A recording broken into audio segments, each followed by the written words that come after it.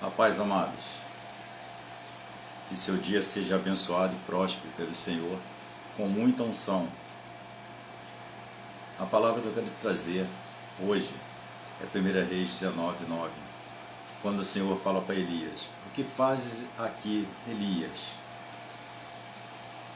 Com plena certeza você conhece essa palavra. O que nós aprendemos com essa palavra? Quando o Senhor fala assim: o que fazes aqui, Elias? Com certeza você conhece a atuação do profeta Elias, do homem de Deus, ungido de Deus, a sua atuação na obra de Deus. Nós vemos que isso constantemente acontece conosco. Nós tentamos fugir da nossa realidade. Eu até postei hoje no Face, quando temos a coragem e maturidade de encarar a realidade e as incertezas, que muitas vezes nós estamos propícios a encarar, a enfrentar a realidade, mas não as incertezas. E as incertezas faz parte da vida e nós devemos saber administrar isso. Então nós vemos que Elias, um grande homem de Deus, que tinha a unção de Deus, que tinha as mãos poderosas de Deus sobre a sua vida, um homem que diz assim, que não choverá sobre Israel, senão segundo a minha palavra, senão segundo a palavra de Elias mesmo.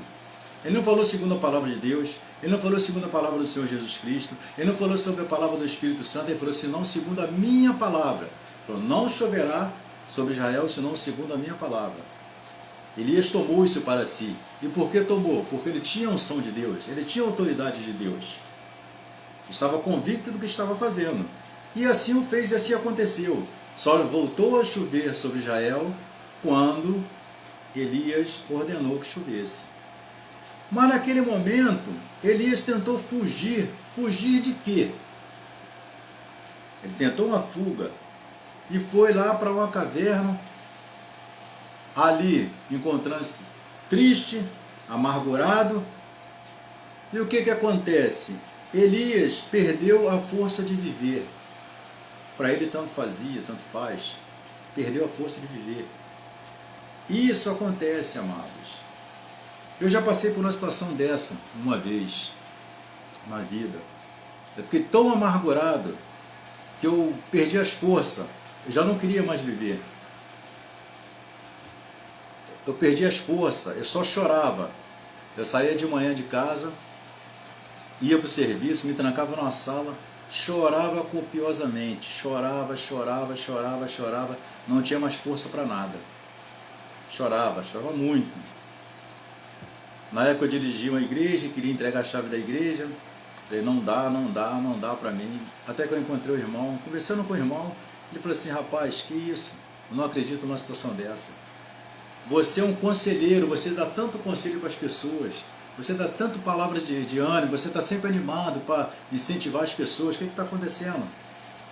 Vai lá na tua casa, faça uma oração, converse com Deus. Não adianta você conversar comigo, converse com Deus. Aí eu fui para casa e falei assim, eu quero uma resposta do Senhor, quero uma resposta do Senhor, quero uma resposta. E naquela ânsia, né, umas 11 e pouca da noite tocou o telefone na minha casa. Era um irmão me dando felicidade e agradecendo por conselhos que eu dei para ele, para sua esposa, para sua família. Eles mudaram radicalmente de vida. E aquele ali me despertou. Ele falou assim, ó, continue assim, amado, continue assim. E aquele me enxertou ânimo. Desliguei o telefone ali, dobrei o joelho, o telefone tocou de novo. Era um jovem,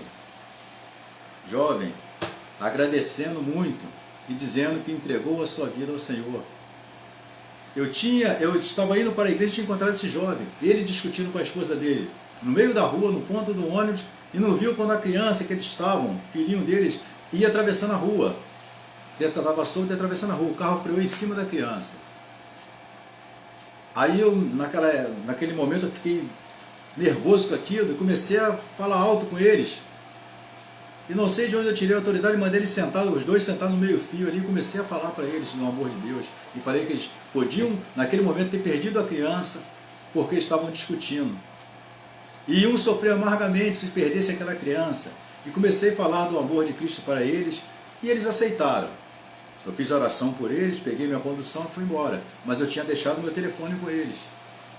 E aquele jovem ligou para agradecer. Então aquilo me enxertou de novo ânimo e coragem para prosseguir. Porque isso, irmão, pode acontecer conosco, como aconteceu com Elias. Elias, um grande homem de Deus, naquele momento estava tentando se refugiar. Mas para onde? Para onde vamos nos refugiar?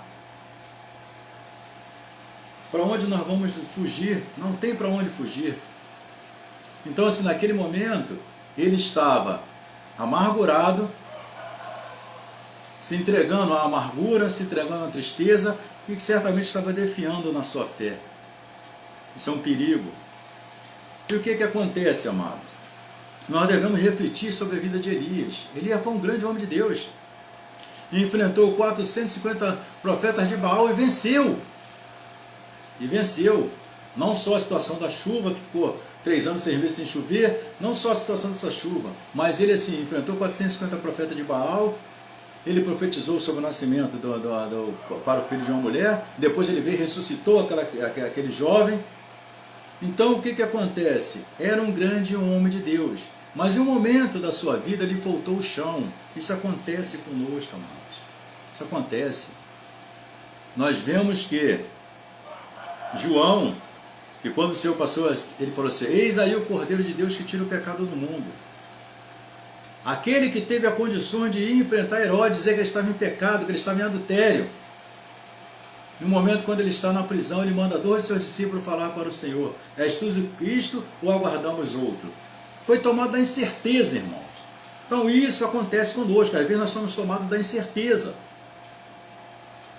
Quando nós devemos estar com a nossa fé edificada, nos encontramos nas incertezas. Foi o que aconteceu com Elias. Estava na incerteza da vida. E o Senhor falou assim: o que fazes aqui, Elias? Talvez o Senhor fale assim: o que fazes aqui, Teresa? O que faz aqui, Sandra? O que faz aqui, Severino? O que faz aqui, Paula? O que faz aqui, João? O que faz aqui? Não é nosso lugar aqui. O nosso lugar é servir ao Senhor. E naquele momento, Elias teceu ao Senhor uma amargura. Falou assim: olha, aconteceu isso e isso, e agora procuram a minha vida para tirar. Estava fugindo, mas não era justificativo para ele estar ali. E o Senhor falou assim: vai, porque eu deixei lá 7.000 que não dobraram os seus joelhos. Ele não estava sozinho. Às vezes nós pensamos que estamos sozinhos e queremos fugir, mas para onde fugiremos, irmãos? Elias, no momento de amargura, ele questionou a sua posição diante de Deus.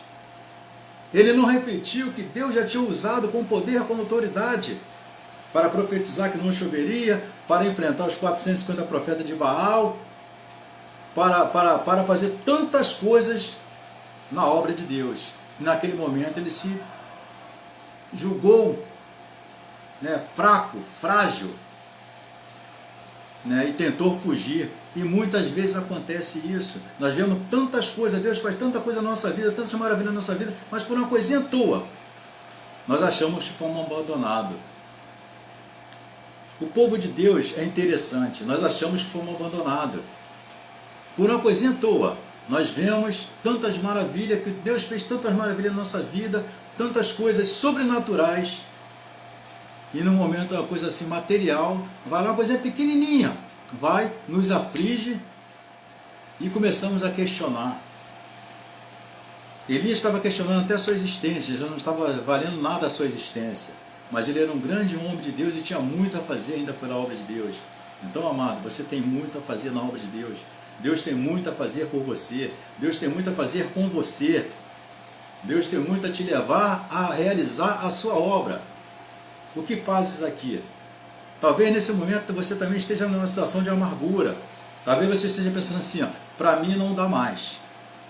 Eu não vou conseguir mais. Mas é nesse momento que Deus fala contigo: o que fazes aqui? Não é teu momento para se refugiar, não é teu momento para fugir. É o momento de ir encarar a realidade, é o momento de ir encarar as incertezas, é o momento de ir e deixar Deus fazer a obra na tua vida. Muitas vezes nós questionamos isso. Eu, quando novo convertido, eu assisti algo interessante que eu chorei muito, eu passei a noite toda chorando, que eu vi uma pessoa ser curada de uma cadeira de roda. E o que mais me comoveu naquilo ali foi ver os seus familiares chorando. Foi ver ali o cunhado, foi ver a irmã, foi ver a mãe chorando pela situação que eles estavam ali sofrendo. E eu comecei a pensar, falei, quantas vezes as pessoas tiveram que levantar essa jovem?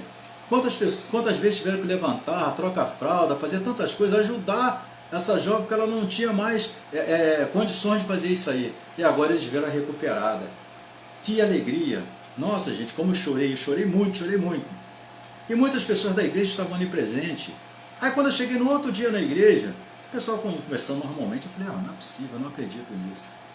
Aí uma jovem falou comigo assim, Jefferson, eu vou te ensinar uma coisa que vai ser novo convertido. Deus pode ressuscitar uma pessoa que hoje o pessoal vai chorar, vai saltar, vai cantar louvor, amanhã eles vão esquecer isso. Isso é o povo de Deus. Eu não entendi naquele momento que eu era novo convertido, mas no decorrer da jornada cristã eu comecei a entender isso, irmão. Realmente é isso. Às vezes nós vemos tantas coisas e no momento nós esquecemos daquilo tudo. Momentaneamente esquecemos. Então nós vemos que Elias, um grande homem de Deus, com poder, com autoridade, com unção, não era homem de Deus de qualquer forma, era um homem que tinha unção de Deus, era um homem que era impulsionado por Deus, impulsionado pelo Espírito Santo de Deus. E naquele momento ele queria se refugiar. E Deus falou assim, o que fazes aqui, Elias? Talvez Deus esteja falando contigo, o que fazes aqui? Tu não conseguirás fugir, que eu tenho muito a fazer contigo na obra. É isso que Deus quer falar contigo nessa manhã. É isso que Deus quer falar contigo hoje. Tem essa palavra, o que fazes aqui? Não é momento de parar. Porque momento de parar não somos nós que decidimos, irmãos. Não somos nós que decidimos. Não somos nós que escolhemos o momento de parar. Não podemos fazer isso na obra de Deus, escolher o momento de parar, porque não é momento de parar, é momento de seguir. É momento de prosseguir, é momento de avançar, é momento de irmos ao encontro daquilo que Deus quer que façamos na sua obra. O que fazes aqui, Elias? Então nós vemos que aquele grande homem de Deus, no momento de amargura, no momento de tristeza, tentou refugiar-se, achou que estava sozinho, achou que só ele estava servindo a Deus, achou que só ele estava servindo a Deus naquele momento, quando Jezabel ameaçou cortar a sua cabeça. Ele imediatamente fugiu, porque teve medo, tremeu na base, vamos dizer assim, na linguagem popular, tremeu na base, tentou fugir, mas para onde? Talvez a palavra daquela mulher pecadora, promíscua, atingiu o coração daquele profeta. Talvez ele tenha esquecido das promessas de Deus na sua vida. Talvez isso aconteça também com você. A palavra de um ímpio vai te abalar. Mas isso não pode acontecer, porque a palavra de Deus te fortalece. A palavra de Deus te dá ânimo. Então a palavra de ímpio, a palavra de ninguém pode fazer tremer na base. A palavra de um ímpio não pode te abalar, amados. A palavra de ninguém pode te abalar. Então ali, quando aquela mulher pecaminosa, promíscua, prometeu fazer mal àquele homem, ele tentou fugir, mas fugir para onde? Aí chegou lá, se refugiou, estava lá escondido numa caverna, e Deus falou, o que fazes aqui, Elias? Amados, saia da caverna, porque Deus não quer que você continue na caverna. Deus quer que você lute na sua obra, seja usado com poder, com autoridade. Saia da caverna. Assim como o Senhor falou com Elias, o que fazes aqui? Volta, porque eu tenho muito a fazer contigo. Deus tem muito a fazer contigo na obra. Amém, amados? Deus tem muito a fazer contigo na obra. Então deixa Deus te usar. O que fazes aqui? Aí é teu lugar? Tu vai estacionar, tu vai parar onde não é teu lugar? Tu vai se esconder?